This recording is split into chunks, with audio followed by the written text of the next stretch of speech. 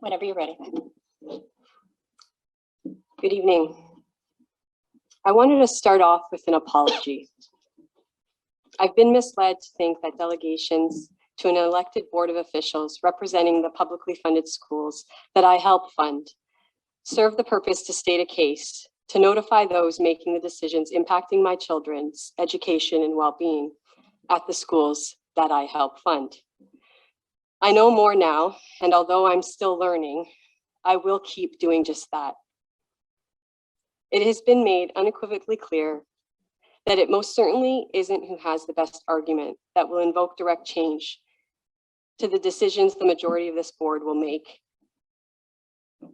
The decisions that have perhaps already been made prior to any voice being heard, letters being read, or delegations spoken. After all, to keep doing the same thing and expecting different results would be true insanity. So then I stand before you as the merchant that I am to this corporation we all agree to call the Waterloo Region District School Board. And although I have not consented to many of the lectures, books, propaganda, assemblies, outside contracts, and even to the employment within this corporation at this given time, and to be clear, I do not consent. And because I was not informed, any consent would in fact be void. But that being said, in such a system, we agree to all of the above when we don't disagree. I've come to realize the tacit agreement that I and every parent shares with the Waterloo Region District School Board Corp. Every time we have our children sitting in the WRDSB seats, every time they walk into their classroom, the moment we allow them to step inside the corporate entity and remain silent. I know now that in law, silence is acquiescence. And when we stay silent, we say yes to the current offer to contract. The great news is that once we are aware of this offer to contract, we all have the right to respond, which can be done through conditional acceptance. And whereas we know that the concept of government and governance is rooted in the idea of social contract and agreement between the governing authority and the government, individuals collectively agree to create a government to maintain order, provide essential services, protect their rights, and ensure the safety and security of the community. The agreement often involves a trade-off where individuals relinquish certain freedoms and authority to exchange for the benefits and the protection that a functioning government can provide. The social contract is built on the understanding that the government delivers its legitimacy and power from the consent of the governed. Citizens grant the government authority to act on their behalf and make decisions for the greater good. Safety and security are paramount concerns for individuals and communities, and they often form the basis for the establishment and functioning of government. And of course, it's essential to strike a balance between ensuring safety and security and safeguarding individuals' rights and freedoms. While respecting the rights and dignity of their citizens, governments must act within the confines of the law.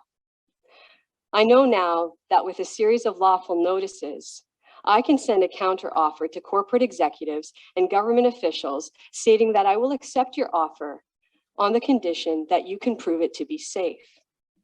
And whereas, where there have been a series of events, letters of concern, delegations to many who sit on this board of trustees to the Waterloo Region District School Board Corporation, including but not limited to the public censorship and silencing of a discerning teacher of 20 years at a 2022 board meeting, to ignoring letters and delegations from several tax-paying citizens, to issuing an open letter to the WRDSB Corp community, stating that those who express concerns about known and or anticipated harm that the books containing such sexualized and suggestive graphics and text could have to our children. And whereas parents and citizens believe that their rights and dignity have not been respected and are not in fact receiving any safety or security for themselves or their children in its exchange, therefore, I will agree to your terms under the following conditions. Number one, that you indeed make reasonable attempts to ensure the safeguarding of inappropriate material to children, and therefore vote in favor of Trustee Watson's motion recommending that the Waterloo Region District School Board develop a virtual library policy in regards to the age appropriateness of the literature. whereby the living men and living women who oppose this motion are to provide proof to the living men and living women with children attending the WRDSB Corp that not having such safeguards is not causing harm to these children. And whereby those who fail to refuse to provide proof that opposing this motion would indeed be safe could be subject to a daily fine of $53.33 or other, or of course have the option to resign from their current roles as trustee of the WRDSB Corporation. Number 2, that any living man and living woman who contribute to the open letter, titled an open letter in response to the WRDSB parents' concerns on Friday, January 20th, 2023, will take accountability for said letter by signing their names to it and prove that the letter did not cause harm to the community within the WRDSB Corporation. Whereby those who cannot or will not provide proof that the letter did not cause harm would retract the statement and do so publicly.